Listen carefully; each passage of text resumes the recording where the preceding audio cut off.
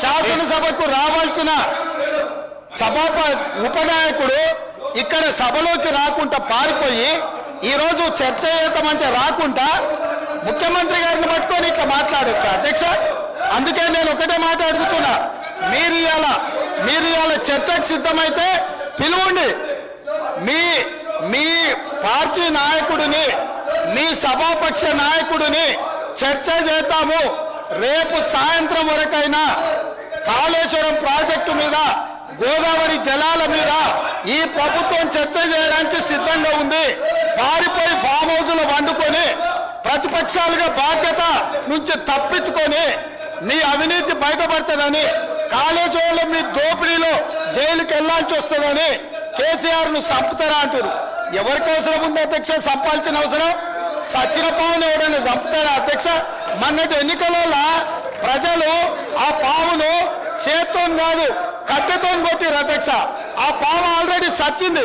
సచిన పావును చంపాల్సిన అవసరం మాకే ఉంది అధ్యక్ష.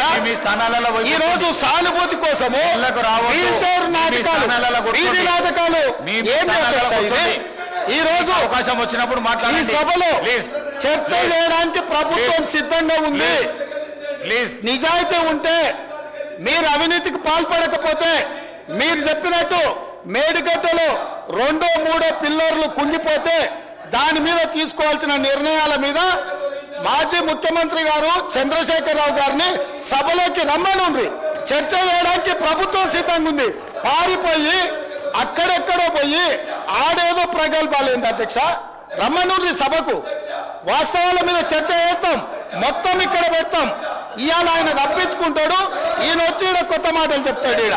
కాబట్టి అధ్యక్ష, దీని మీద ఇప్పుడు జరుగుతున్న చర్చ దేని మీద జరుగుతుందో ఆ విషయం మీద చర్చించమనండి.